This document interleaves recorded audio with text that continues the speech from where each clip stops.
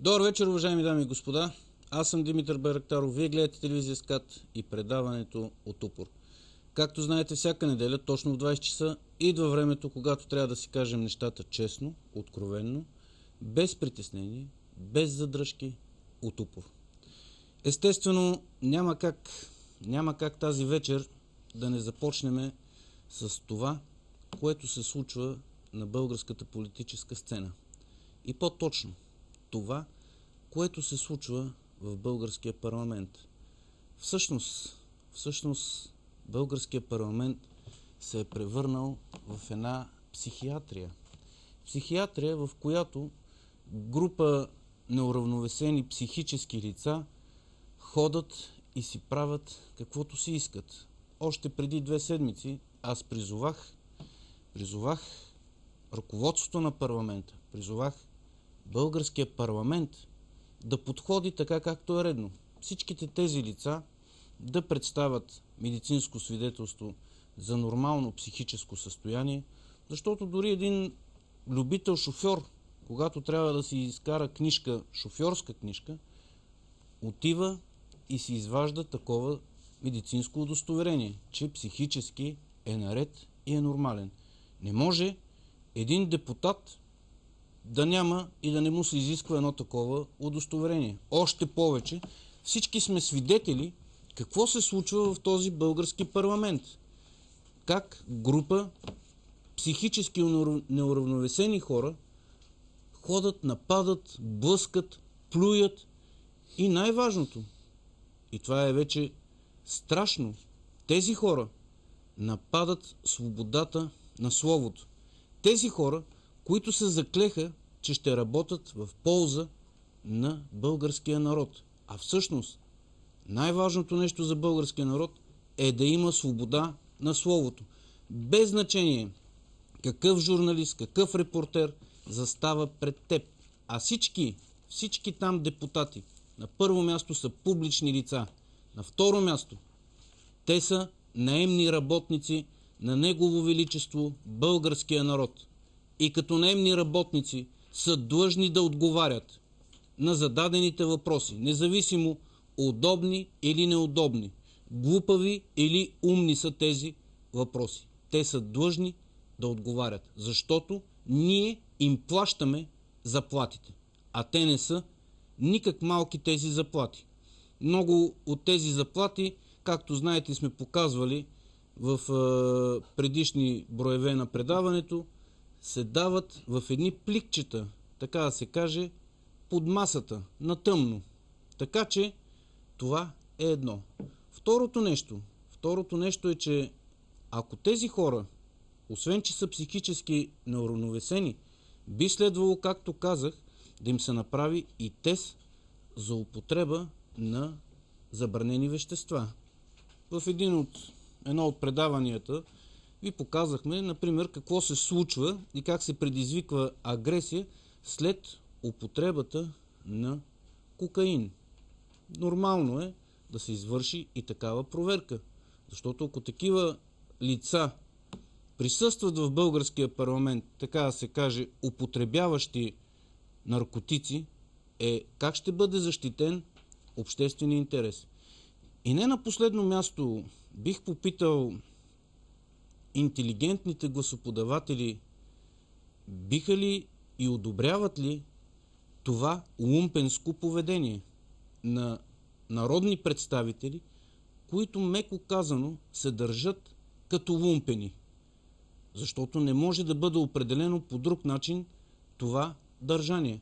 А ако те са психически неуравновесени и би следвало да бъдат поставени под запрещение и извършат, например, убийство, кой ще поеме тази отговорност? Ето, тези въпроси са изключително важни и те са важни за българското общество.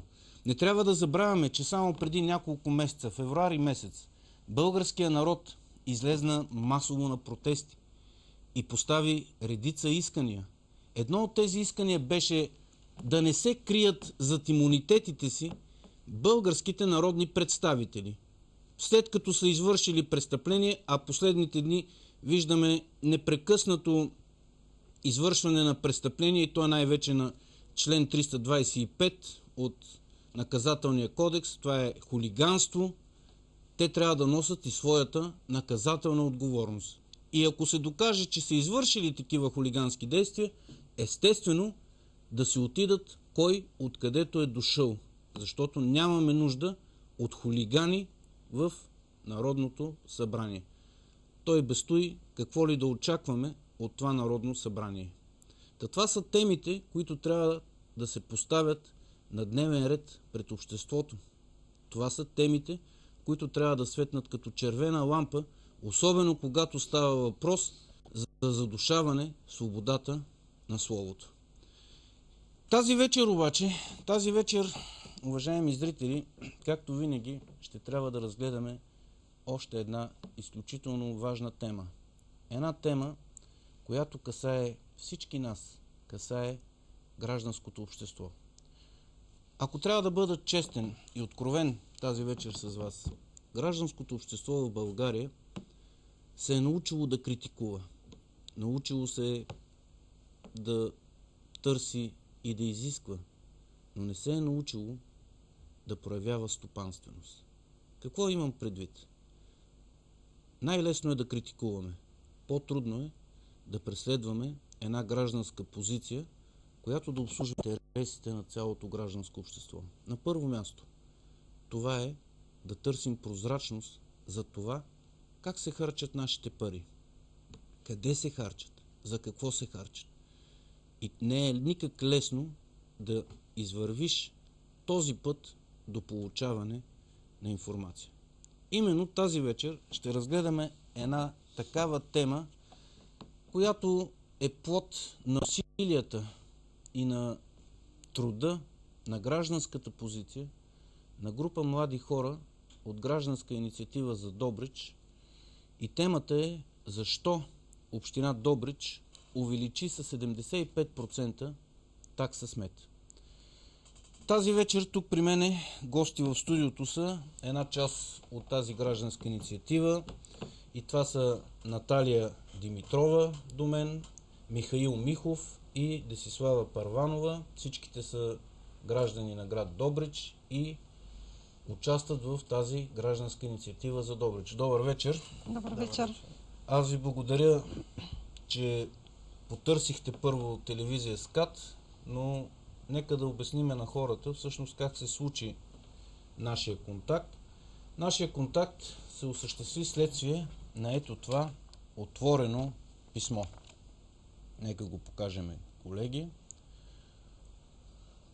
Отворено писмо, което е адресирано до редица институции, начело с министър-председателя на Република България, и беше изпратено и на имейла на предаването от УПОР. Така, нека пуснем едно покритие, колеги, на нашите зрители, за да прочетем няколко неща от това писмо. Отворено писмо до министър-председателя на Република България. Копие до Искра Димитрова Михайлова, министър на околната среда и водите, до главния прокурор Сотир Цацаров, Комисията за защита от дискриминация, Министерски съвет, и Константин Пенчев, омбудсман на Република България, Сметната палата, Министерство на регионалното развитие и благоустройството и Главна дирекция за борба с организираната престъпност. Така, уважаеми госпожи и господа, във връзка с прекомерното повишение на такса смет, ние, гражданите на град Добрич, извършихме проверка относно истинността на данните в план сметка чистота 2013 година, на база на която се дължи завишаването на таксата. В хода на нашата проверка констатирахме следното. Първо, приетата план сметка за 2013 година, посочена в докладна записка от кмета на град Добрич, госпожа Детелина Николова, е неточна и неясна. В нея са посочени 3 пера, които не са разбити по дейности, за които се плаща. Нека да спрем до тази първа точка от вашето писмо. Всъщност, искам да ви попитам, до сега някой откликнал ли е на това отворено писмо, което изпратихте? С имената си, с подписите си? С изключение на вас, май никой друг. Никой не е откликнал от тези институции? Ако говорим за общината, по никакъв начин. И все още остават въпросите, вече за втори път за трети да кажа. За трети път задаваме въпроси, все още нямаме ясен и точен отговор. Нямате. Да, имаме 2 отговора, които са уроци по административно право. Мисля, че с няколко реда ясно и точно обяснение нещата биха били по-полезни, отколкото пълнеш от административно право. Примерно министър-председателя, министърката на околната среда и водите, госпожа Искра Михайлова. Някой от тези министерства отговори ли ви? Омбудсмана? Не. Не. Омбудсмана Значи ни върна имейл. от омбудсмана ни върна имейл, в който трябва точно и конкретно да опишем проблема. Че от това по-точно и конкретно, аз не знам как да го опишете Факти, този точно проблем. Да, още Явно. повече, че тук има много фактология и затова казах, нека да спрем първо до план сметката. Всъщност, вие водите няколко месеца, така да се каже, една борба като Дон Кихот с вятърни мелници. В общи линии, да. Пишете до общината, те ви пращат едни отговори, които, както казахте, са така едно писание, много приказки, но нищо съществено в тях. Разкажете как започна вашата борба, откъде тръгна, нека да кажем нещо и за въпросната план сметка. Значи, въпросната план сметка, тя се изготвя на миналата година, на общинска сесия, за което изобщо не се говореше и в един момент тя излиза наяве и оттам се покачва такса смет. С 75%. По наши сметки с 75%. Дадено кмета на община град Добрич, госпожа Детелина Николова, в едно от писмата ви отговаря, че не е 75, а е 31%. И явно смятаме с увеличението. различни калкулатори. От 2 промила до 3,5 промила, нека всеки може да го сметне и да каже колко е. Аз много искам да ми подарите техния калкулатор. Ако могат, нали, Така те да ми смята. кажат колко е разликата от 2 до 3,5 промила, както виждате в план сметката, колко е завишението от 2012 до 2013. Аз ще покажа план сметката на нашите зрители. Тя е на 2 страници. Ето първата страница. Така, покажете и долната част, ако обичате, колеги, защото цифричките са важни. Така. Ето, това са, примерно, едно от перата, което де-факто така доста разбуни духовете, Да. нали, по тази план сметка. Виждате, 2012-2013 осигуряване на съдове за съхранение на битовите отпадъци, контейнери, кофи и други, събиране на битовите отпадъци, транспортирането им до депата или други инсталации и съоръжения за обезвреждането им. 2012 2 милиона 306 хиляди, 2013 пак 2 милиона 306 хиляди лева. Така, нека покажем и останалата част на план сметката, защото там също има интересни неща. Покажете, колеги, другата част. Ето така, благодаря ви.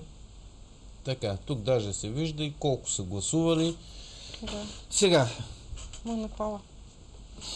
не случайно съм маркирал с жълтичко тези 2 члена, да прочетеме на нашите зрители за какво пише: проучване, проектиране, изграждане, поддържане, експлоатация, закриване и мониторинг на депата за битови отпадъци или други инсталации и съоръжения за обезвреждане, рециклиране и оползотворяване на битови отпадъци, включително отчисленията по член 71А и член 71Е от Закона за управление на отпадъците. За 2012 година 1 милион 767 хиляди, за 2013 2 милиона 617 хиляди, едно доста сериозно увеличение. Близо 1 милион. Да, което е близо 1 милион. Така, какво е смущаващото тук и какво, така да се каже, вас така ви ядоса? Смущаващо е първата точка от план сметката. Първото, което е. Да. На което също сме получили и отговор.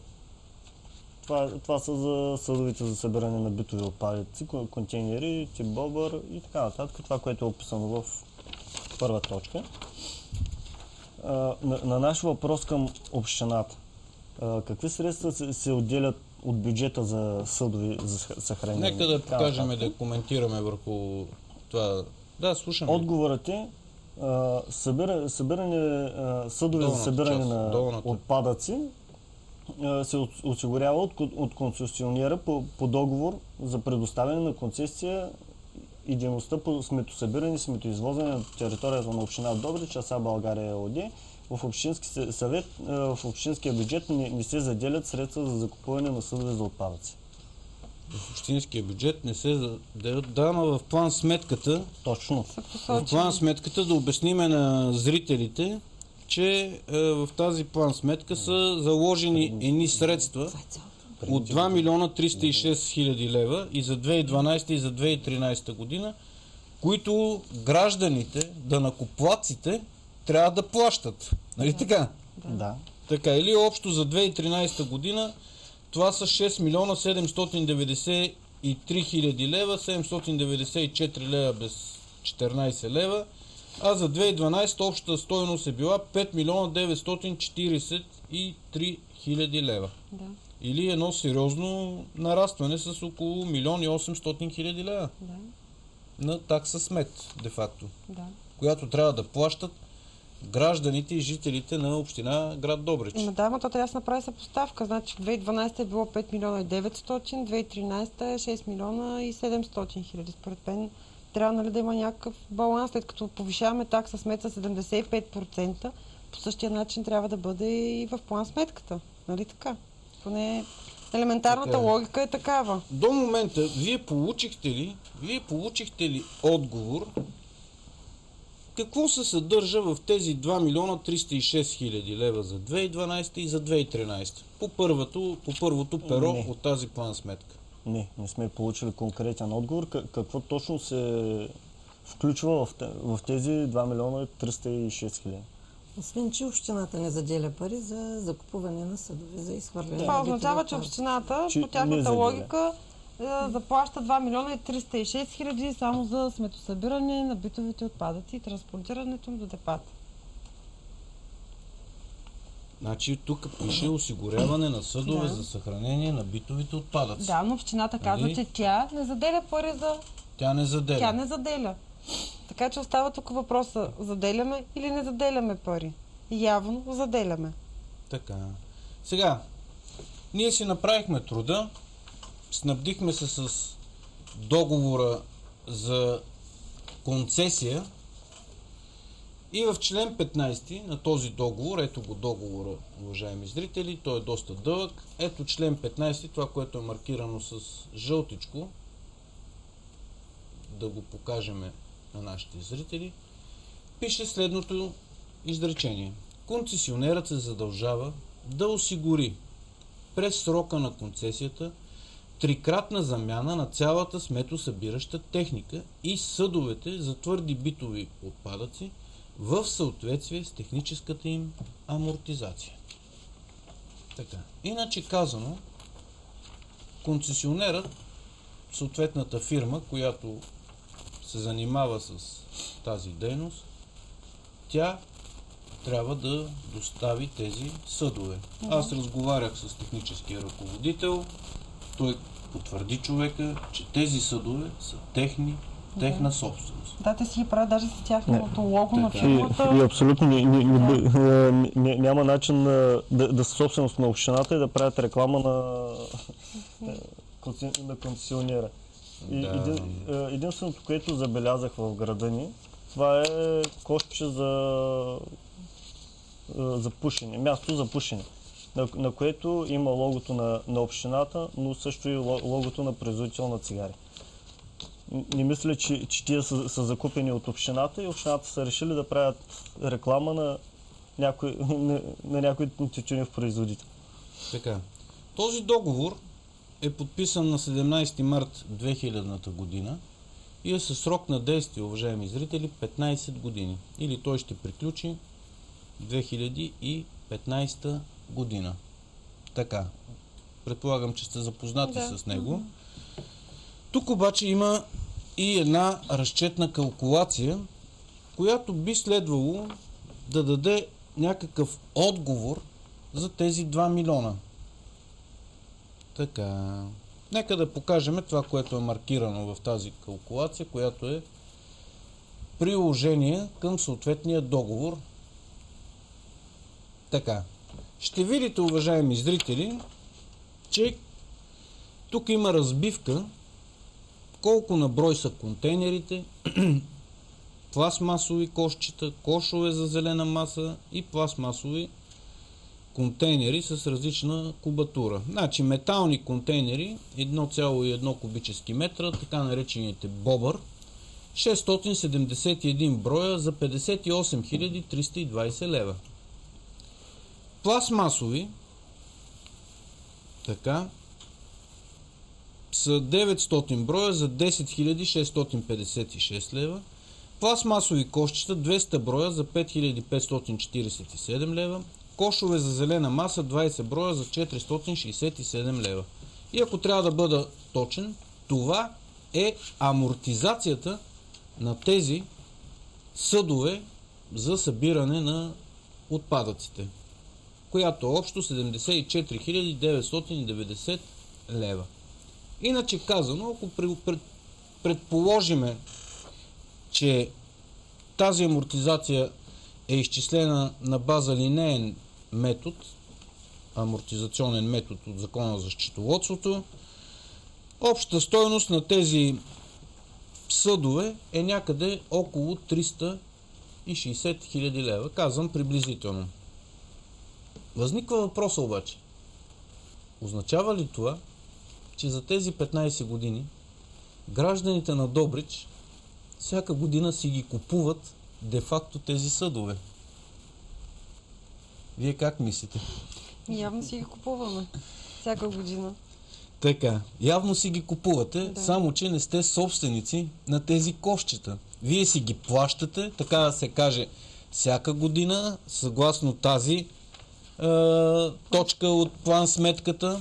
Аз мога да ви покажа, ние си направихме труда и получихме от заместник кмета по финанси и общинска собственост, господин Иван Колев, който беше така любезен да ни предостави тази информация, както за 2012 година план сметката, която в общини почти не се различава от 2013.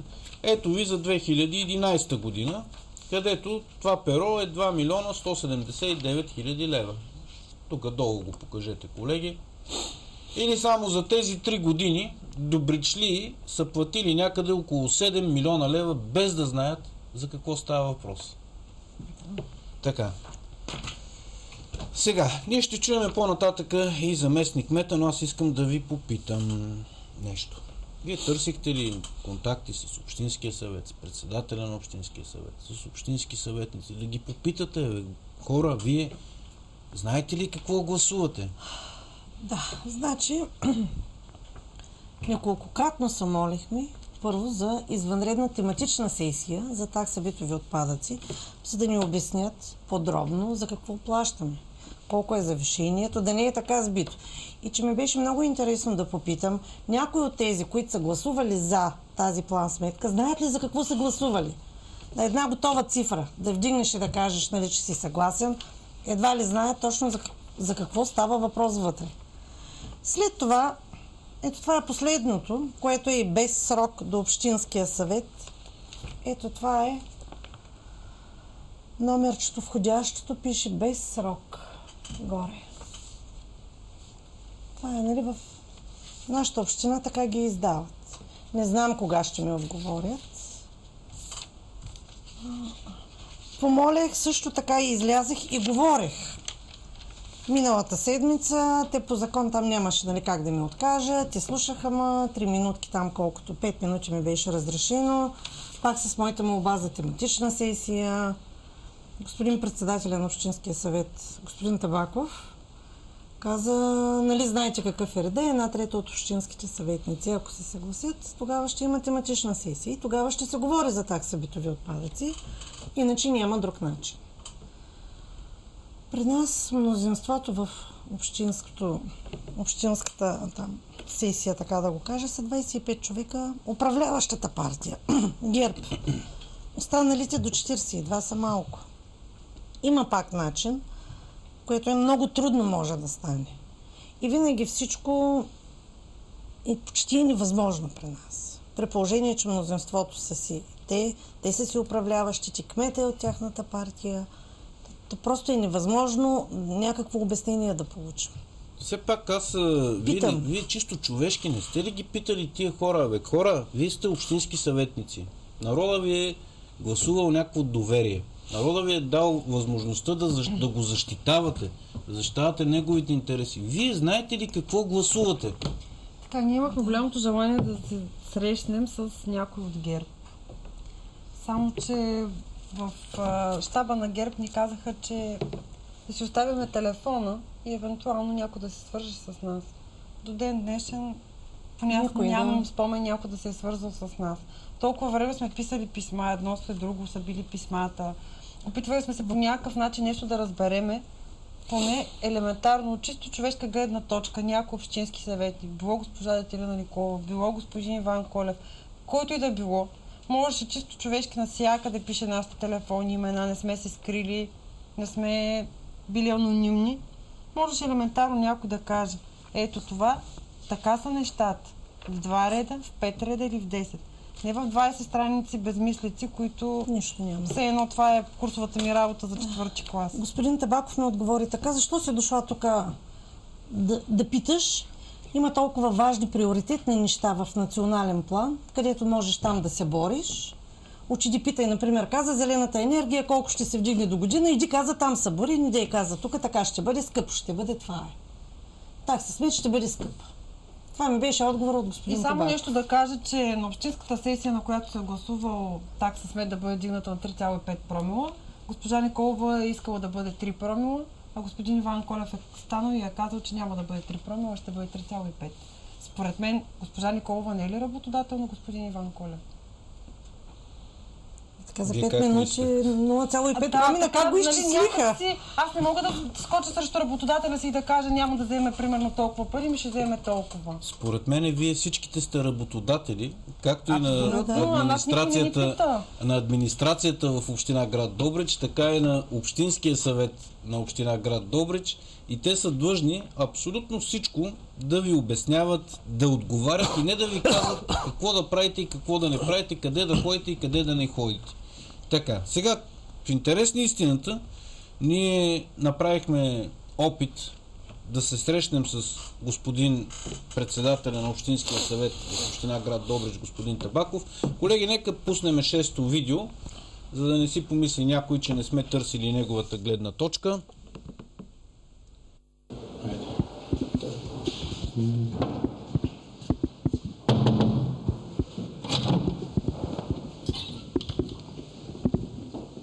Добър ден!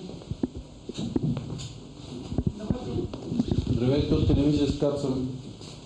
Търся председател на Общинския съвет.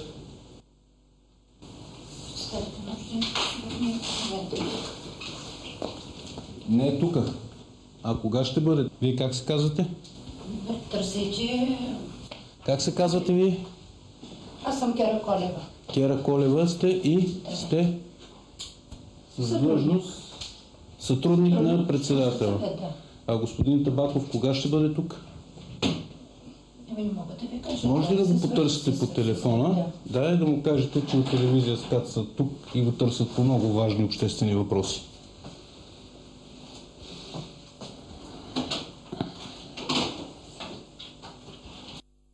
Така. Оказа се, тази жена ни свърза с господин Табаков по телефона, разговаряхме с него, оказа се, че той бил на 4-часов работен ден, през останалото време се занимавал с други дейности, които естествено мен не ме интересува какви са тези дейности. Пое ангажимент да дойде да се срещнем в община Добрич, да разговаряме, да поставяме тези въпроси, но така, докато бяхме там повече от час и половина, той не се появи. Това беше нашия опит да се свържем с председателя. Между другото, на мен ми е много интересно как един председател на Общински съвет, при положение виждате, че там има администрация, която обслужва неговата дейност и е на пълен работен ден, той ще бъде на 4-часов работен ден. Просто нямам думи как той изпълнява своите служебни задължения съгласно закона за местната администрация. Просто наистина трудно ми е да си го представя, но явно в Добрич всичко върви и тече по мед и масло. Вие, както сте написали в вашето писмо, град Добрич е държава в държавата, явно наистина има нещо такова. И имаме, извинявайте, за втори пореден път приз за най-прозрачна община. Ние сме награждавани, госпожа Детелина Николова, нали, в общината, сме награждавани за втори пореден път, че сме най-прозрачните. Сега, какъв е критерия за прозрачност? Сега, ако трябва да бъда честен, нали, ние бяхме приети екипа на телевизия СКАТ изключително любезно в сградата на община Добрич. Трябва да, даже и вие бяхте до една част свидетели на поведението, че всичко, което поискахме, абсолютно ни се осигуряваше достъп до абсолютно всичко и документи, които сме изискали, всичко ни се даваше, за което, нали, си има, нали, и така да се каже, предизвестие на тези неща. Преди не беше така, сега вече е така. Но аз все пак благодаря, че с такава отзивчивост се подходи към екипа на СКАТ. Все пак ние не разглеждаме някакви мои лични проблеми или лични проблеми на колегата оператор. Ние се занимаваме с проблеми, които касаят обществеността. И търсиме начин да дадем колкото се може повече информация, тъй като това е една от функциите на медиите. И така, все пак трябва да се върнем пак на тази план сметка и вече на нейното второ перо, защото, както разбрахме, по първото перо, само за последните 3 години добричливи са платили около 7 милиона лева и никой не знае за какво са платени тези 7 милиона лева. Трябва само да ви кажа, уважаеми зрители, че това е подход, който се прилага почти във всички български общини. Абсолютно във всички български общини. Този подход с тази форма на план сметка, тъй като така изисквал закона. Само че закона не казва, че вие не трябва да знаете какво се съдържа като натурални показатели за тези цифри. Примерно, за колко кофи, колко се плаща, защо се плаща толкова, разбивка, калкулация, тъй като закона за таксите казва, че таксите не трябва да надвишават своята себестойност. Аз съм разговарял с доста експерти и всичките са на мнение, включително експерти, които са експерти в съдебната система, и всички са на мнение, че такса битови отпадъци в България се плаща поне 5 пъти по-високо, отколкото би следвало. И им прави чест на тези млади хора, че са тръгнали да търсят някаква прозрачност и отговори защо плащат. Между другото, вие ми казахте в нашите разговори, че една от причините да бъде увеличена, така да се каже, такса смет, което е било казано неофициално, е ниската събираемост на таксите. Да. И то в бюджета на общината, като се види миналогодишната събираемост, нормално да завишат такса смет 75%. Значи събираемостта беше за 2012 около 4 милиона и нещо, мисля, че 4 милиона 800 и няколко хиляди, малко на изус, но около 4 милиона събираемостта. Значи тя е някъде около 70% била. Да, много е ниска събираемостта, бих казала. И защо общината по някакъв начин не работи по този въпрос, както има доста жилища, които изобщо нямат акт 16, не заплащат такса смет.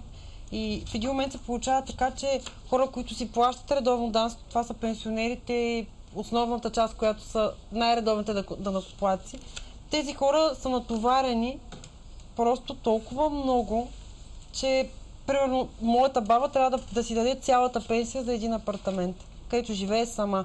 Тя генерира толкова буклук, колкото примерно генерира едно 4-членно семейство ли?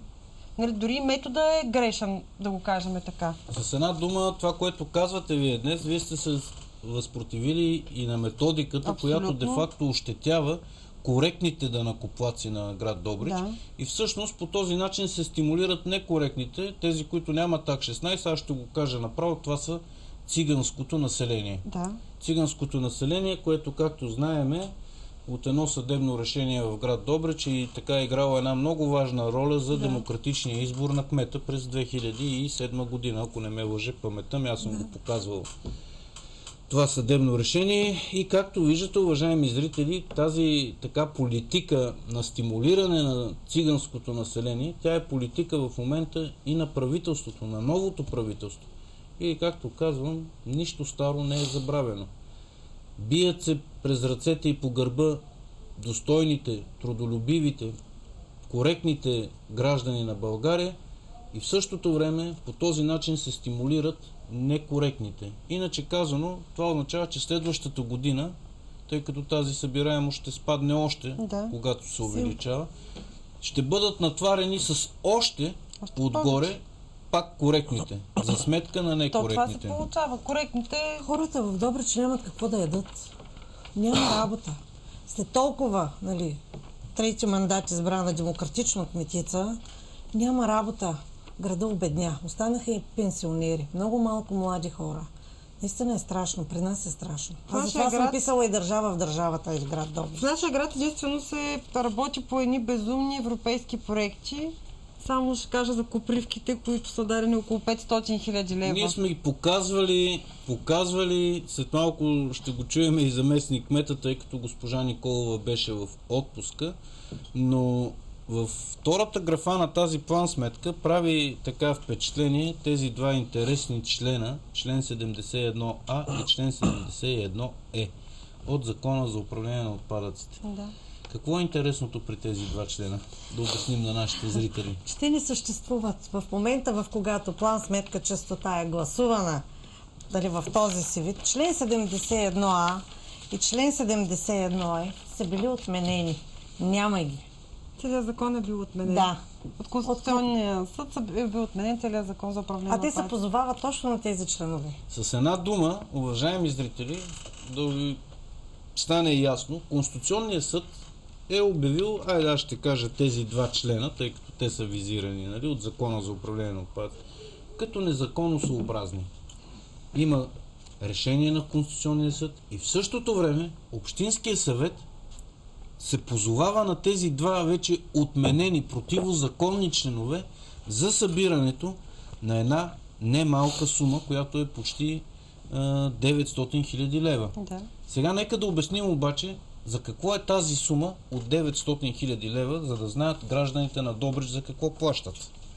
Тези 900 хиляди лева са за отчисленията за РИОСВ Варна, което е за регионална инспекция за околна среда и водите. Да, които по принцип тези пари се събират за рекултивация и закриване на депата и за мониторинг на нови депа. Само, че тук има една тънкост, в която закона казва, че, както и наредбата към закона, че всеки собственик на депо трябва да изготви план за рекултивация и закриване на даденото депо. Така, в нашата община, както го имаме в един отговор, няма такъв изготвен план. Предстои проекта за рекултивация на депото, предстои да бъде изготвен към момента на неговото закриване. Така, нашата община над закона ли е, или тя решава кога да изготви този план?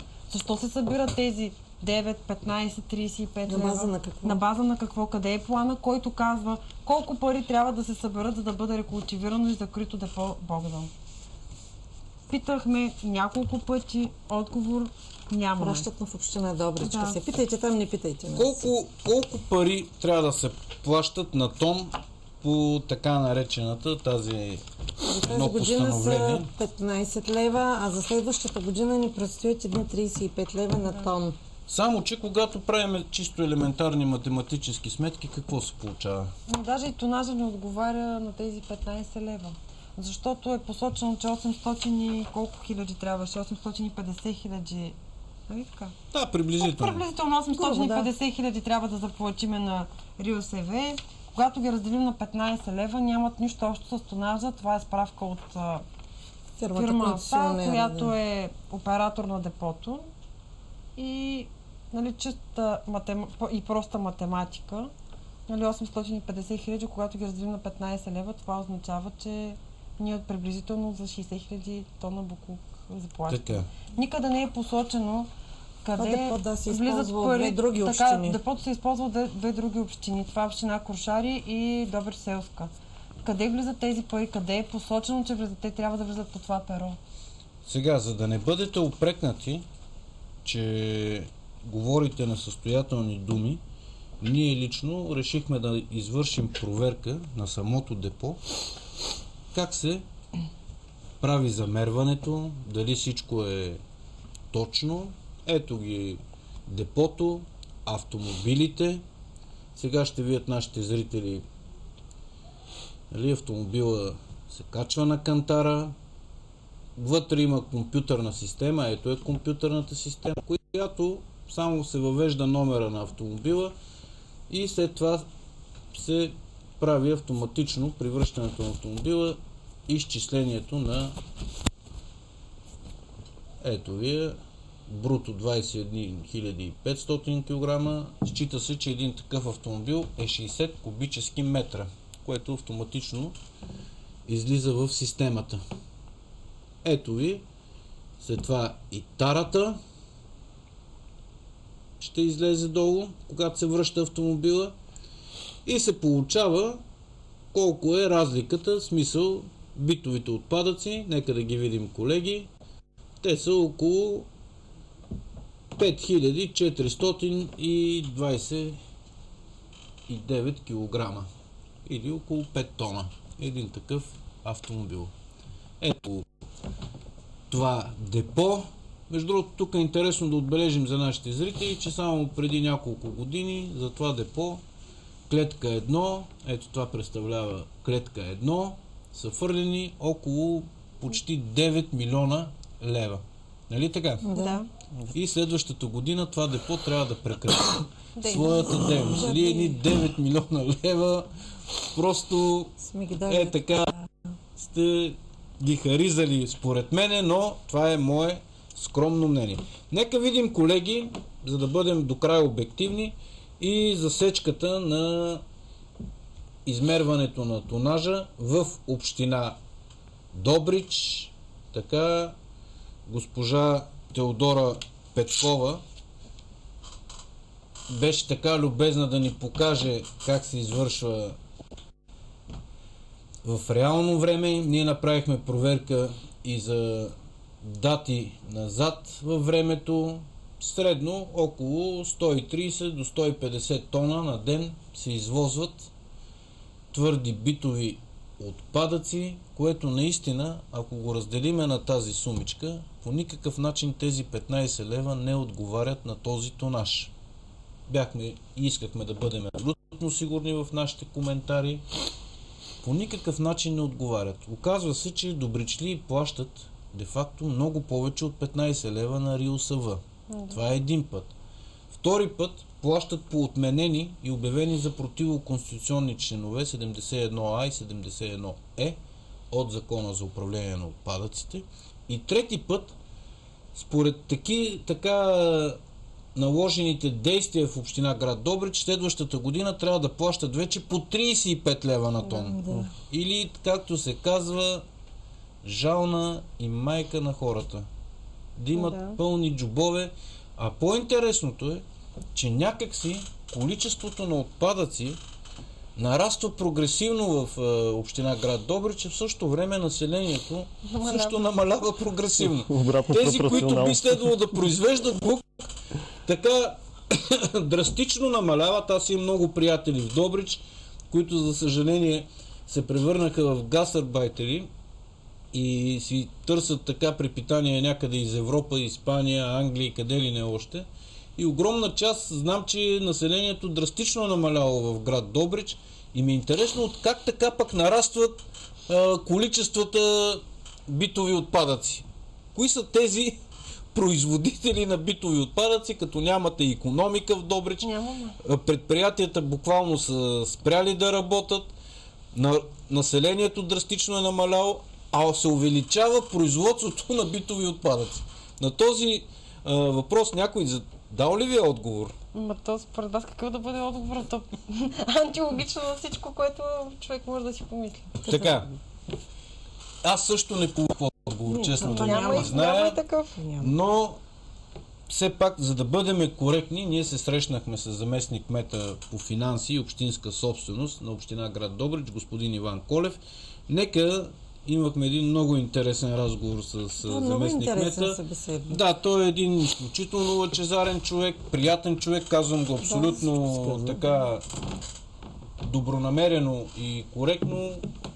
Всичко, което сме го питали, влезнахме в така едни доста сериозни спорове с него, чисто професионално. Но нека чуеме седмо видео какво каза господин заместник кмета.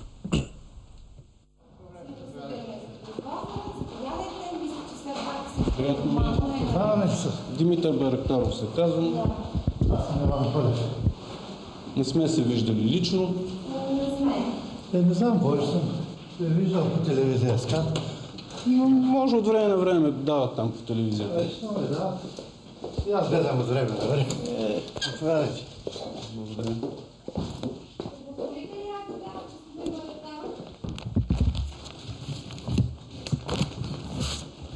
Подготвям някои цифри.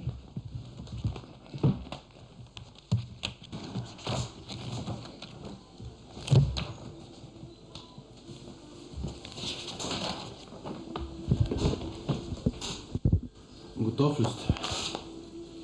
Да, готов съм. Господин Колев, вие сте заместник кмет на община град Добрич по финансовите въпроси. Финанси и общинска собственост. Финанси и общинска собственост. Така. Първо искам да ви попитам, контейнери, кофи и други за събиране и съхранение на битови отпадъци. Закупувала ли община град Добрич? Общината не закупува. Имаме сключен договор с фирма концесионер, която извършва сметосъбиране, сметоизвозване. Всички тези необходими пособия, включително и техниката, са собственост на фирмата концесионер. Да. Сега искам да ви попитам, тази план сметка позната ли ви? Що не е включено в решението на Общинския съвет, много добре ми е позната. Много добре ви е позната. Да. Бихте ли ми отговорили тогава, след като община град Добрич няма ангажимент да закупува такива съдове, контейнери, кофи и така нататък, други, да ги цитирам точно, са заложени и през 2012 и през 2013 по 2 милиона 306 хиляди лева, с които сте натварили де-факто данъкоплатците с една сериозна сума такса смет. Ние не ги купуваме. Такса смет, план сметката е направена на база договорените разчети, които трябва да платим във връзка с осигуряването на чистотата първо, съгласно изискванията на член 67 Закона за местните данъци и такси, плюс необходимите отчисления, които трябва да направим във връзка с сметищата, които... Дайте сега да говорим конкретно. Значи тук пише първа точка от план сметката. Осигуряване на съдове за съхранение на битови отпадъци. Тире. Контейнери, кофи и други. Да. Съгласно концесионния договор, това е задължение На концесионера. Да. Така. От тук нататък общината няма такова задължение и съответно възможност за правене на такъв това, разход. което гледате в момента, това ви го калкулацията на разходите съгласно изискванията на закона. Виждате в оригинален вариант имам. План сметка, но тази сума е образувана от друг ред и е разбита на база на сключените договори. Отговорете ми конкретно. Имате 2 милиона 306 хиляди за 2012, 2 милиона 306 хиляди за 2013. Общо стават 4 милиона и 612 хиляди, да не кажа и 13 хиляди лева, с които е натварено населението за един разход, който не е ваше задължение. Още един път искам да ви обясня, че това са ставките съгласно изискванията на закона. Това е официален документ с мокър печат, подпис. И ви питам, колко такива контейнера вие осигурихте за тези 4 милиона и 600 хиляди? Тези разходи са включени като калкулация в договорите, с които... Не са ваш ангажимент. Не са наш ангажимент. Значи ние сме интервюирали сме представител на фирмата, човека си е казал, че те са техни, че това си е тяхно задължение. Ние сме чели концесионния договор, който ги задължава те да си осигуряват всичките тези неща. Тази сметка съответства на разходите, които сме договорили във 4 връзка милиона. с сметосъбирането и 4 сметоизвозването. милиона. Че вие за тези пари щяхте си купите всичките тези контейнери, щяхте да си ги купите и щяхте да ги имате. Вие нали разбирате, че в момента виждам, че сте един весел такъв жизнерадостен човек, но някак си звучите... Не можем да се разберем. Това са съставните елементи на разходите, които са по закон. А фактическите разходи, на база на които са определени тези, са сключени договори. Така, казах ви, че господин Иван Колев е един приятен човек. Виждате, чисто така човешки поспорихме, защото той освен всичко е заместник-кмет по общинската собственост. Дори така хипотетично разгледахме въпроса, че само за тези 3 години, в които са числени около 7 милиона лева, за тези пари можеха да се купат контейнери, коли, камиони за Добрич, Пловдив, София и община Добрич да развива една изключително печеливша дейност. Но аз му разгледах така по по-друг начин на въпроса. Ако нещо се случи с концесионера, утре той фалира. Какво се случва в община Добрич? Тя няма съдове, не е собственик. Какво става? Получава се веднага една страхотна криза с извозване на отпадъците. Възникна и друг въпрос. До 2000-та година, знаете, пък и преди 2000-та година, всяка община си имаше собствено предприятие, така наречените чистота, които се извършваха самостоятелно тази дейност по сметосъбиране и извозване на отпадъците. Възниква въпроса, какво се е случило с техниката, с контейнерите, с тези съдове на общината, които тогава са били общинска собственост? Къде са отишли те? Никой не ми даде отговор на този въпрос. Така. Друг е въпросът, както казах, ние спорихме с господин заместник-кмета, но нека продължиме разговора, защото аз му зададох и друг въпрос, все пак да ми обясни каква е себестойността на тази услуга, за която гражданите плащат тази огромна такса на Добрич. Нека продължиме разговора, колеги. Кажа, че нашите разходи в план сметката представляват договорените суми във връзка с сметосъбирането и сметоизвозването. Ние сме ги подробно описали, аз не знам в момента имам. Дайте да видим 2-3 план сметки за последните, примерно 2-3 години. И трябва да помоля колегите да ги свалят, защото аз при мен ще изчакам. Добре, който е закон за таксите, който се казва, че таксата не може да надвишава себестойността си. Член 2, ако не ме лъжи. Вярно е. От закона. И затова ви питам, вие знаете ли колко е себестойността по извозването на един тон?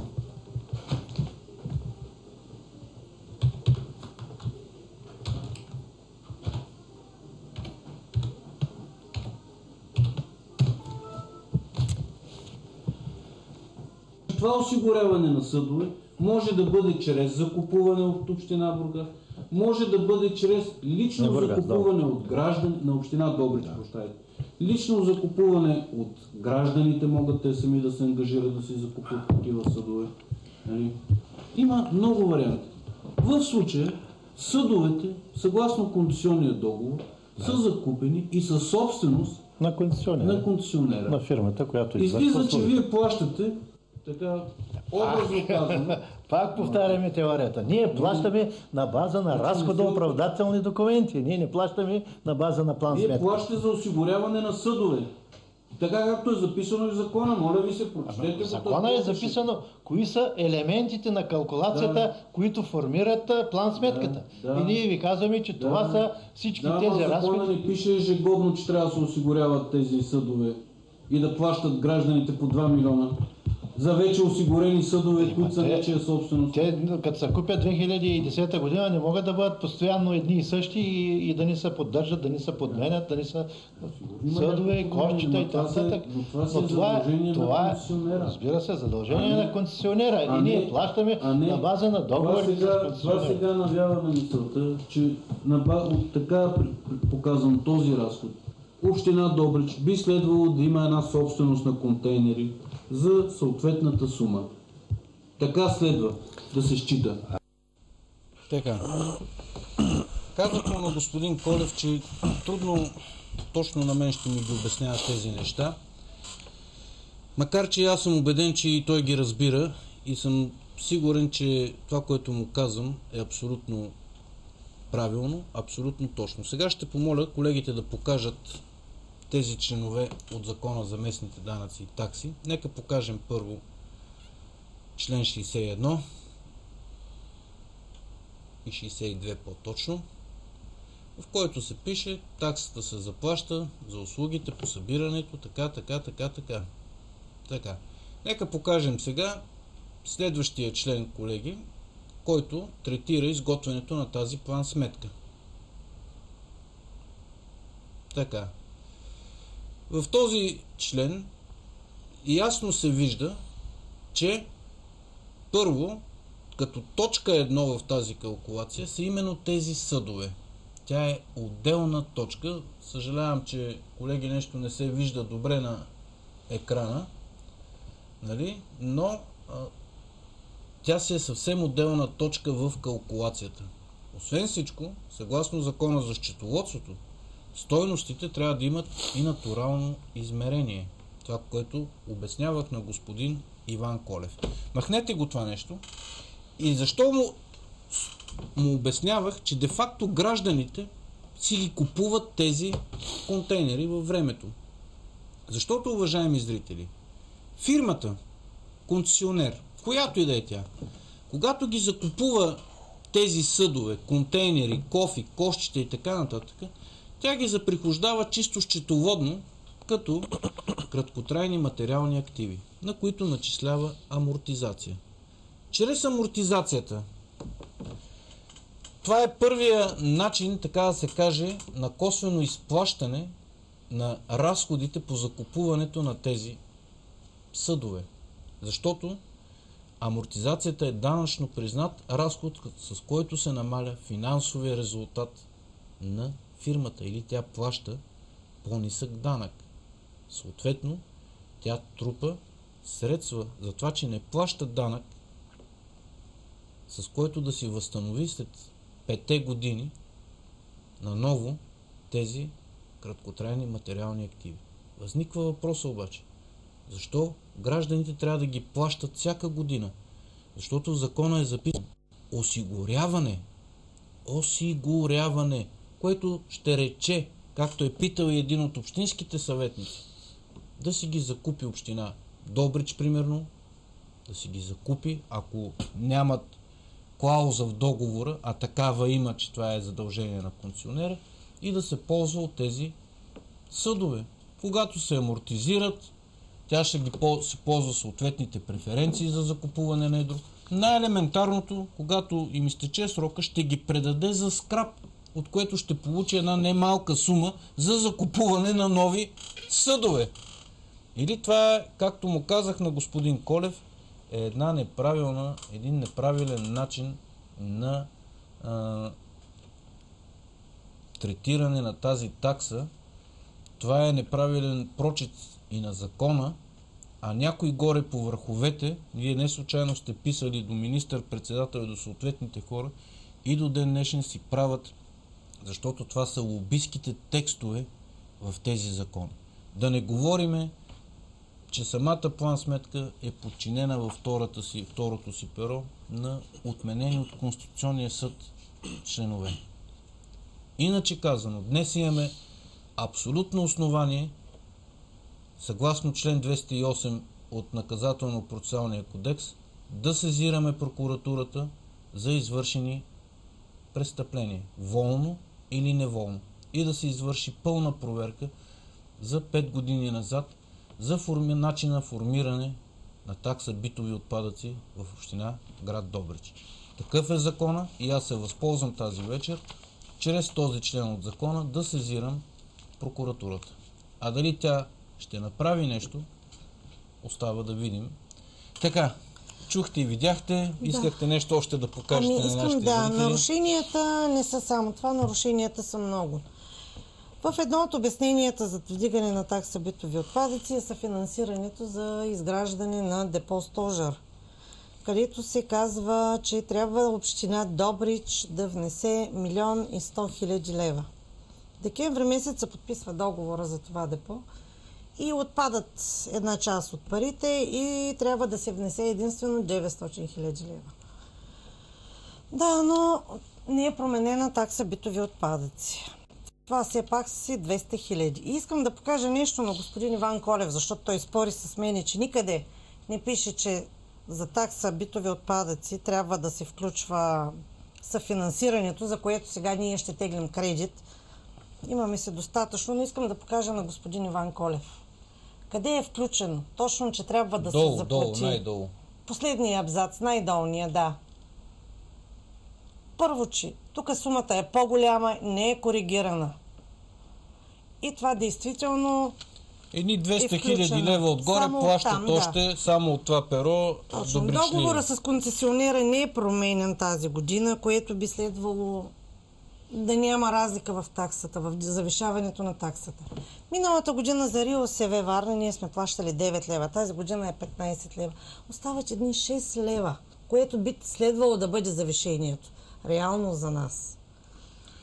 Иначе казано, където и да бръкнете, се излизат някакви интересни неща, някакви интересни цифри. Трябва, да. Изобщо, между другото, са много интересни графиците за метене на улиците. Да, ето го графика, който е от Добрич. Се наясно с улица Отец Паиси, улица Димитър Ковачев и Христо Ботев, които се метат по 20 пъти. Този график се дава от общината така да на се каже, фирмата. почти всеки работен ден те се метат. Значи всеки работен ден. Някои улици са доста големи, дълги да го кажа, не големи, дълги. И този график се дава на фирмата концесионер, се дава от общината. Да. И как общината, питам, как общината следи? Осъществява контрол, иначе казано. Как има нещо, контрол за което върху тези непрекъснато неща? говорим тук в телевизия СКАТ, за гражданския контрол. Всъщност, аз ви поздравявам за това, защото когато има прозрачност, когато се знаят тези неща, тогава гражданското общество получава възможността да е в помощ и на общинската администрация, да осъществява то контрол, да сигнализира и всичко това, за което плаща, да бъде в един много по-добър вид, в едно много по-добро качество. Да се пресечат възможности за крадене на пари, обществени пари, което не един и два пъти сме виждали. Както фирмите в Добрич не се знае какво заплащат и как заплащат. Така, телефоните вече са изписани на нашите екрани, само че преди да включим зрителите, аз искам, уважаеми зрители, и на вас специално, искам да ви покажа една снимка на едно симпатично момиче, да ви попитам дали го познавате това момиче. Колеги, покажете тази снимка на това симпатично момиче. Това момиче познавате ли го? Не. Вижте го хубаво. Много така искам добре да се вгледате. Познавате ли го това момиче? Не мисля, че познавам. Не, ясно. Не го познавате това момиче? Не. Това момиче се казва Калина Балабанова и е народен представител от политическа партия Атака за град Добрич. Той е на 23 години и би следвало това момиче като народен представител така да обслужва вашите интереси. Само, че се оказва, че вие не го познавате. За първи път Той е най-вероятно на неговата така възраст от 23 години. Госпожица или госпожа Калина Балабанова, най-вероятно е госпожица, е много запозната с проблемите на град Добрич. Тя е от град София. Доколкото разбрах, никой не е виждал по време на предизборната кампания в град Добрич, но се оказа, че добричли сте си я избрали за народен представител. Ето го, това момиче, затова ви попитах, вие сте така активни, активни граждани на Добрич. Аз много хора, между другото, питах в Добрич, никой даже не е чувал името. Даже не знаеха, че имате такъв народен представител хората. Бях попаднал случайно на някаква статия, като се загледах така в снимката. А иначе по време на предизборната кампания, поне да сте мяркали там Аз някакви лично предизборни не съм я срещи, виждала. да е такова... Това нещо. Така. Добре, значи не знам как тази народна представителка, това момиче ще ви обслужва гражданските Никой не сме интереси. видели от кандидат. Нека чуем там. Добър вечер. Добър вечер. Слушам ви, откъде се обаждате. Обаждам се от Габрово. Да, заповядайте. Имам място на село Козловец. Да, знам го вашия случай. Между другото, абсолютно в нарушение ви карат да плащате такса смет. Не живея там 30 години. Да, знам го, чел съм го вашето писмо. Слушай, Баректаров. Да. Двора окраден. Ограда няма. Къщите са борени. Плащам данък смет 106 лева всяка година. Правя винаги декларации декември месец, март месец ми пращат да плащам пак данъци. Обаче сега 2 години не съм плащал и се чуда към кого да се обръщам. Значи аз съм го получил вашето писмо и в момента, в който дойдем към Габрово, ще ви се обада и ще се поинтересуваме, защото това е абсолютно законно нарушение. Още повече... Баректаров, аз не съм ви писал. Имам ваше писмо. Аз се казвам Иван Крачунов, ама не съм ти писал. И ми получих ваше писмо точно за този случай в Козловец. Не знам до кой сте писали, но писмото дойде при мен. Така че съм запознат с случая. Добре, потърсима, запиши ми телефона. Сега да не го пишеме в ефир, аз го имам, мисля, телефона ви. Така че го знам. Добре. Добър вечер. Добър вечер. Предаването от Тупор ли? Да, слушам ви, откъде се обаждате. От Добрич се обаждам, казвам се Валентин Милев. Заповядайте. Искам да взема... Да, само ако обичате, изключете звука на телевизора. Да, благодаря. Ало? Да, слушам ви, говорете. Обаждам се от Добрич, казвам се Валентин Милев. Да. Значи бехме с госпожа Дислава Парванова на сесията на Общинския съвет във връзка с такса смет. То там е грозна картина, извиняйте, но събрани са 23 представители на ГЕРБ и каквото и да се каже, или трябва Никола дори тогава бъсна по масата и каза, вие няма да вземете, какво каже, аз това ще става. Той беше председател на Общинския съвет. Той си има камион, има 7-8 камиона. Какво го интересува Общинския съвет и гражданите на Добрич? Ние си плащаме като араби, мълчим си, крутуваме се, взимаме тук участие Дислава Парванова, Наталия, моята съпруга Ива Ничева, която беше кандидат-депутат от Движение за граждански контрол. Борим се, правим протест за майките и за двамата, докато не съм махне страха от това село от Добрич, няма да се оправи никога Добрич. И тая Дитриана Николова трябва да се дигнем на протест и да се махаме, да се отива на Плевен и там през една и в Швеция или къде, не го знам, където парите вървят по втори вариант. Благодаря много за вниманието. За нищо, ние каквото можем като медия показваме... Значи, господин Баректаров, ако идвате към Добрич, мога да ви дам един телефон да го запиша в това. Ще просто се срещнем. Има много неща да ви кажа за госпожа Дитриана Николова и нейния съпруг. Сега честно да ви кажа... Дава общинските поръчки на всички останали. Той играе повече ролята на кмет, отколкото тя. Тя е като една кукла на парцаля. Виж, да понте дърпате тук, дърпате там. Това е за нея. Лошо е това, което го казвате. Сега аз не мога да си позволя да го твърда това нещо, макар че доста неща... Да ви дам документи за това. Тя има 22 дела спрени от прокурора Георги Коларов.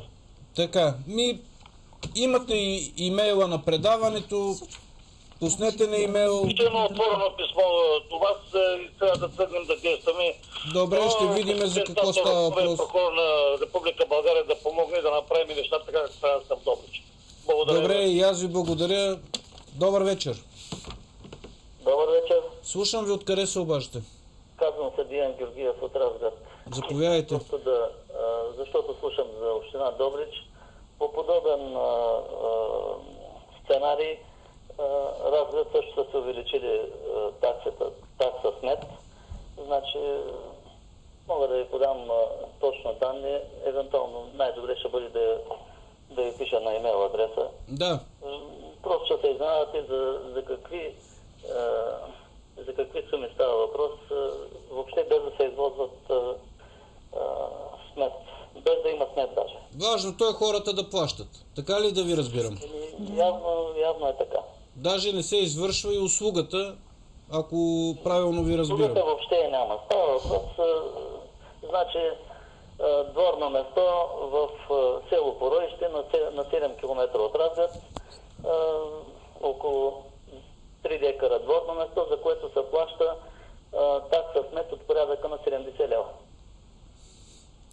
Явно трябва да ги видим нещата, защото така сега, но това, което казвате, мен не ме очудва да ви кажа. Аз се нагледах на кражби и на лъжене на хората, но прав е зрителя, че докато хората мълчат, докато хората си мълчат и си траят, няма как да се променят нещата. Това е истината.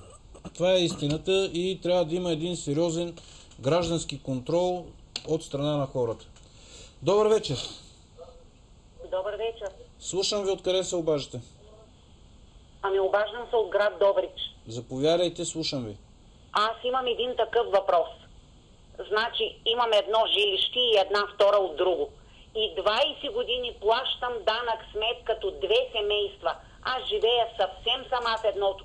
Моите деца са наистина в чужбина, не са в България. От 7 години живеят доста далече от тук. Съвсем сама съм. Плащам така, както плащат всички в едното, а в жилището, където остана съпруга ми, плащам една втора от тази смет. Тези млади хора, ако имам някакъв телефон техен, да се присъединя към тях, какво може да се направи, за да може то, с който плаща там, да плаща 100% данък смет. Доколкото знам, трябва да си платя аз 50 и той 50. Доколкото знам, уважаема госпожо, те организират подписка срещу несправедливата такса смет в Добрич, така че може да се присъедините към тях. Знаете, че гражданските общества са бедни, те нямат средства да извършват някакви кампании, медиите обикновено не им обръщат внимание. И това, което ние можем да правим, тъй като тук те в телевизия СКАТ хората нито плащат, нито някой им иска пари, ние даваме възможност това, за което се борят, да бъде чуто и видято. Не знам къде да ги открия. Няма как сега в ефир да ви ги кажа, просто не е редно. А къде е подписката? Къде стоят?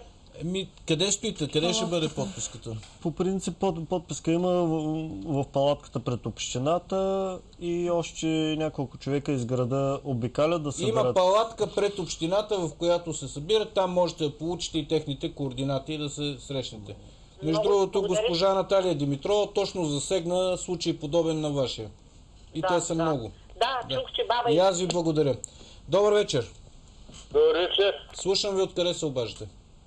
Телевизия СКАТ ли сте? Да, телевизия СКАТ сме, слушаме ви, откъде се обаждате. От Добрич. Заповядайте. За предаването. Да, слушаме ви, говорете. Говорите за такса смет. Това нещо, този въпрос в нашия регион никога няма да се реши. В Добрич си плащам такса смет. Имам къща в едно село на 12-13 км от Добрич. Ходя през лятото там. И там си плащам такса смет. Върнаха ми едно място, което е в регулацията на селото. И за него си плащам такса смет, въпреки че то не е нито двор, нито нищо. То е в блока на кооперацията. И за да си хвърля смет на село, трябва да отида 500 метра до кофата. Тя е сложена 4-5 кофи в селото има и пред където живеят по-важни хора, там са. Трябва да отида 500 метра, отива ни 500 метра да се върна, да хвърля смет. И той, ало? Да, слушам ви. И това нещо си продължава така, успорва. Искам да ви попитам, а вие одобрявате ли го това нещо? И как ще го одобрявам? Аз ходех, то съпредседател кмета, който е на селската община, Добрич, селска се води. Да. Нали, той е от съседно село, от Смолница. Обяснил съм му. Преди той исках да ми се смени, да ми се изготви нова данъчна оценка на имота. Като вляза в тяхната мелница, данъчната оценка скача на следващата година с 30-40%. Между другото, трябва да ви кажа, че това с данъчните оценки беше едно завещание от другаря Сергей Дмитриевич Станишев. Става въпрос, Да го знаете, нали? когато вече нарушим спокойствието на даден височаеш, който е на дадена община, веднага се влиза в едни списъци и срещу моето име се гледа какво имам и ми се завишават, освен промили. Ясно. Започва наказателна акция срещу вас. Данъчна оценка. Така да се каже, започва административна наказателна акция срещу вас. Точно така, точно така. И накрая им казах, че фактически за този имот, който ми на времето... Да, разбрах ви. Нека да дадем възможност и на други зрители. Вашия случай беше много показателен. Аз ви благодаря, че се обадихте. Добър вечер. Добър вечер. Слушам ви, откъде се обаждате? От село Брестак се обаждаме. Също и аз не съм доволна за данък смет, дето плащам, но контейнер нямам. На 500 метра трябва да отивам да се изхвърлям и буклука.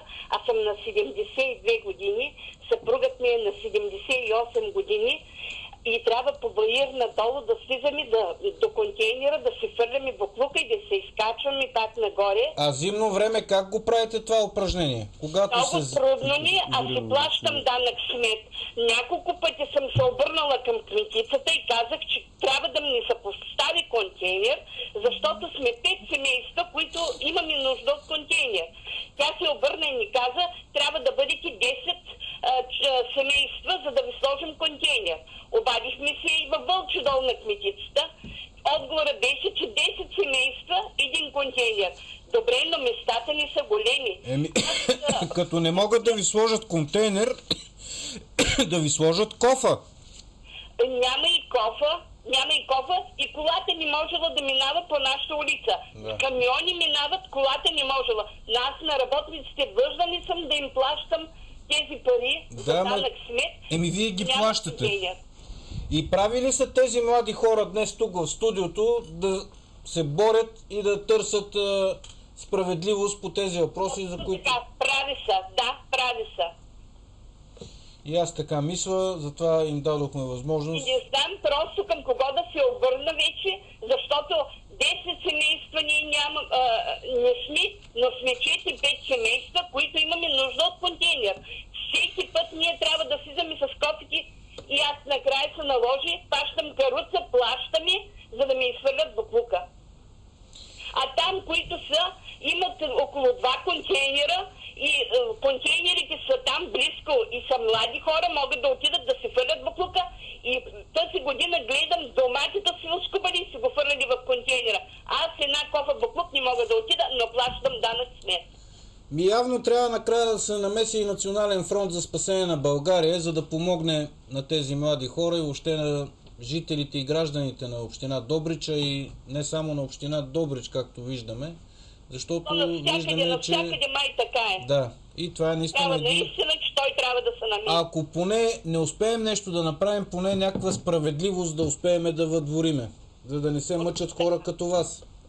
Поне това да се мъчим да направим. Благодаря ви. Добър вечер. Добър вечер. Обаждам се от Великотърновско село Иванча. Да. Същата работа и при нас. Кметството докарало е контейнери, 10 контейнера, от които по-голямата част са в центъра на слагане, а другите по-приближени хора. Да. И ние сме вече по над 70 години и няма къде да се изхвърлим буклуците. Плащаме се допълнително на ремарке от селото и се изхвърляме.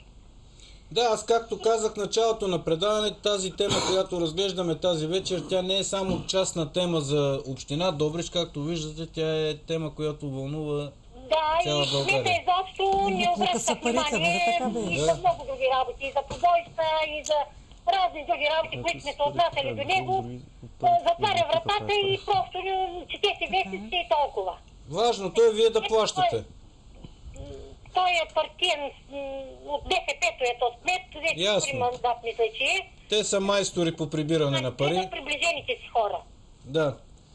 Разбрах ви. Благодаря ви, че сигнализирате. Добър вечер.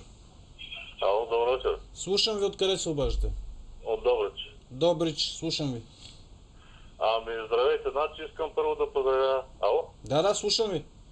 Да, значи искам да поздравя първо вас и вашето предаване за проблема, с който занимавате вашите зрители. И не на последно място искам да поздравя вашите участници, тъй като това е единствен начин според мен, по който може да се въздейства по някакъв начин и да се търси някаква промяна. Това е единствен начин, по който може да се търси някакъв ефект от цялата тая... Да, този, така да се каже, омагьосан кръг, който са създали. Абсолютно, точно така. И искам още веднъж се извинявайте само да... Да, слушам ви. Да. Още веднъж за тия хора, тримата от Добрич, които са поели по този нелек път, по някакъв начин да покажат какво всъщност се случва и как се действа не само в община Добрич, това е, аз съм сигурен, че в други общини се действа по такъв начин. И това е начинът, по който така както те са нагъртали да представят нещата и да се борят, това е единствен начин, по който може да се постигне някакъв ефект и да има някакво раздвижване и някакъв положителен резултат от цялото това нещо, а не само да се говори, да се изплащат, както те показаха там дебели документи, от които са абсолютно безсмислица и от които няма никакъв ефект. Все пак, за да се случи нещо, тези млади хора, които днес са тук с имената си и с лицата си на телевизионния ефир, трябва да получат и немалка подкрепа от самото гражданско общество. Абсолютно съм съгласен. Защото ако не получат тази подкрепа, вярвайте ми, те трудно ще успеят да достигнат до нещо полезно за обществото. Още веднъж искам да изкажа признателност към тях, тъй като това е начинът някой да покаже как трябва да се прави, как трябва да се работи, за да се постигне нещо ефективно. Точно така, и аз ви благодаря. Добър вечер. Ало? Слушам ви, откъде се обаждате. Добър вечер, господин Байрактаров. Янчева ви поздравява. Поздрав и за гостите ви. Специално за инициативата. Наистина без подкрепа от гражданите, ало? Да, слушам ви, госпожо Янчева. Нищо не може да се случи. Пасивността, нашата пасивност е самообричането ни.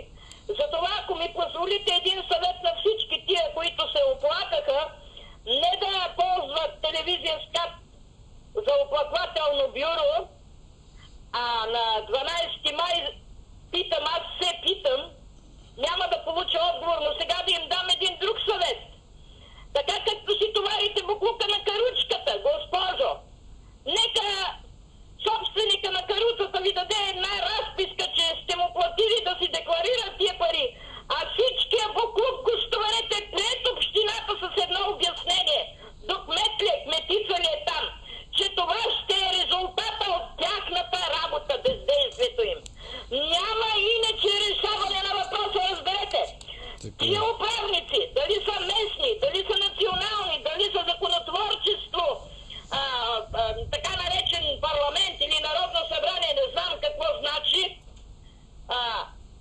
без тояга, това е своего рода тояга, което ви казвам. Няма да има управия, разберете го. Добре, разбрах ви, госпожо Янчева. Разбрах ви. Надявам се, че и зрителите са ви разбрали. Лека вечер. Добър вечер. Добър вечер. Слушам ви, откъде се обаждате. От Ботевград, Терезия Скакли. Да, малко по-високо, ако обичате, че слабо се чувате. От Ботевград се обаждам. Да, говорете. Терезия Скакли. Да, слушам ви. Значи искам да подам сигнал. Имате ли в Ботевград офис или Така, в Ботевград нямаме офис. Офиса е съвсем близо в София, така че там можете да подадете сигнала.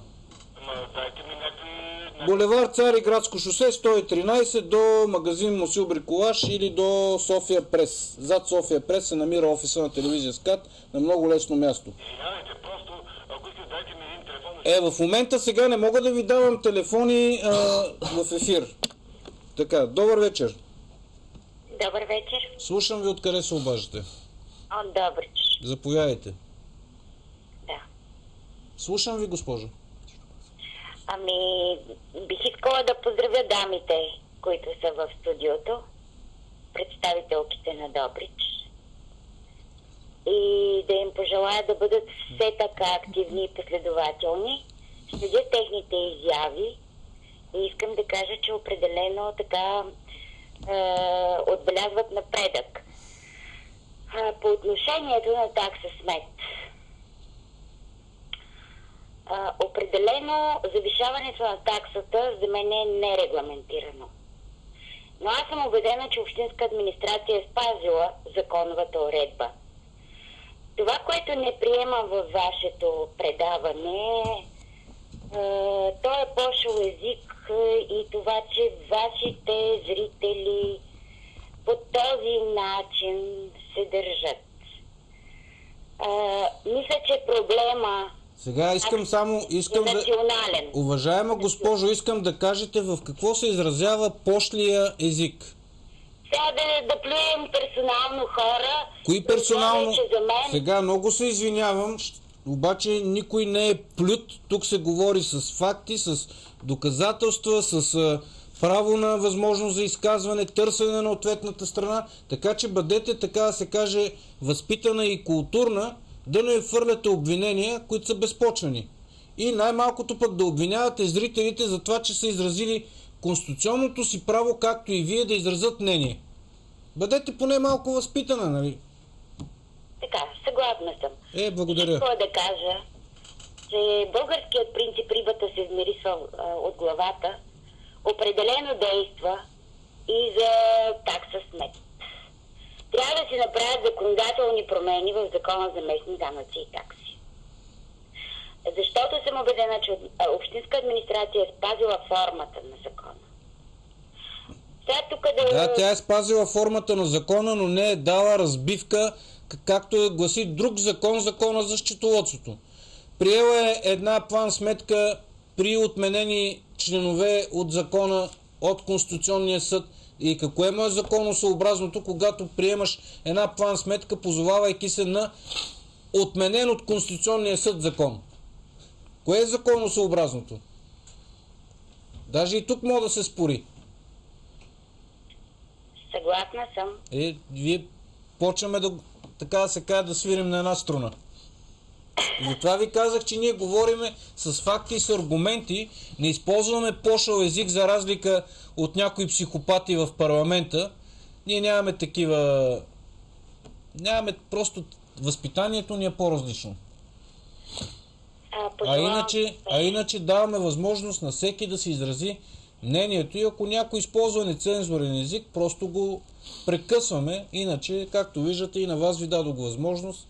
Просто ви помолих да се коригирате, защото пошъл език е нещо съвсем различно. Не приемам личностните плювки. Няма личностни плювки. Това е. Благодаря ви. Добър вечер. Добър вечер, господин Ваев. Слушам ви, откъде се обаждате? От град Златоград, село Ярма река. Да. Значи аз искам просто приветствам твоето предаване, но мен ми е много по-интересно. Значи ние живееме там в Балкана. Нямаме път. Нямаме нищо, а не облагат с такса данък смет. Такса. Значи, как мислите вие по този въпрос? Значи, то трябва да има контейнери, но по принцип по основните пътища там и по селото имаме, но защо на колибите не облагат? Въпросът е много интересен, защото, както казах, никой не мисли какво върши, а гледат най-вече да съберат пари от хората. Ама не бе, разбирате ли? Разбирам ви, да. Да, значи, примерно, защото вие сте ми любимец в предаването, аз съм седел 7 години в Софийския университет и в момента съм в село Ерма река, община Златоград. Да, знам къде е Ерма река, имам съученици даже от село Ерма река. Да, значи как може такова нещо, бе? Това е неправилно. Естествено. Значи 47% ни дигнаха в момента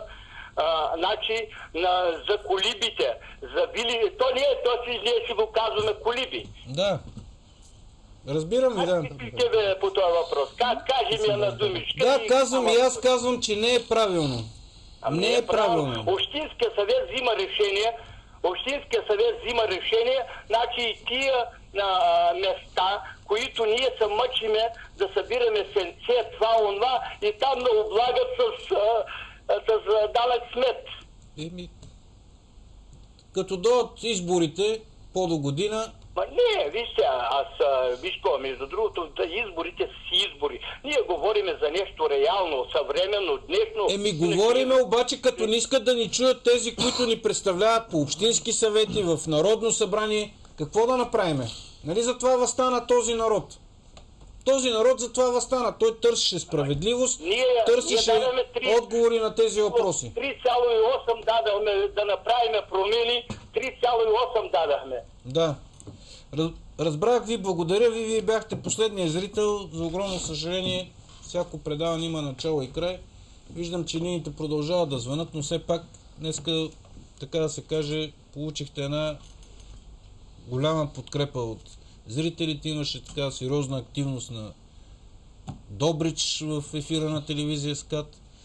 И последни думи за хората към... Искам да кажа, че ако някой иска от гражданите да ни потърси, във Фейсбук имаме страничка, която се казва За Добрич.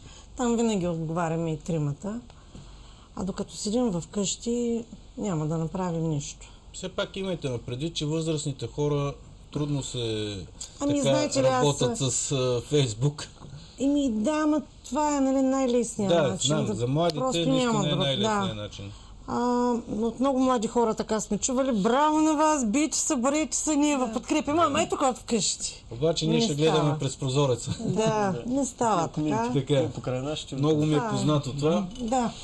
Аз ви благодаря за вашето гостуване. Ние ще продължим да следиме тази тема. С каквото можем ще помагаме.